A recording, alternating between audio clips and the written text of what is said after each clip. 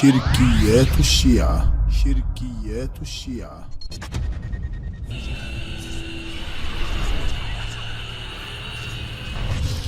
للإمام عليه السلام أو لا. خلي الإنسان ينظف قلبه، يطهر نفسه ويطهر روحه حتى يتوجه إلى الإمام عليه السلام. الإمام مو مثلي ومثلك، الإمام الله سبحانه وتعالى أعطاه قابلية الإشراف على عالم التكوين، على عالم الدنيا وعلى عالم الآخرة، هو الشاهد على يوم الآخر. الإشراف على عالم التكوين، على عالم الدنيا وعلى عالم الآخرة، هو الشاهد على يوم الآخر.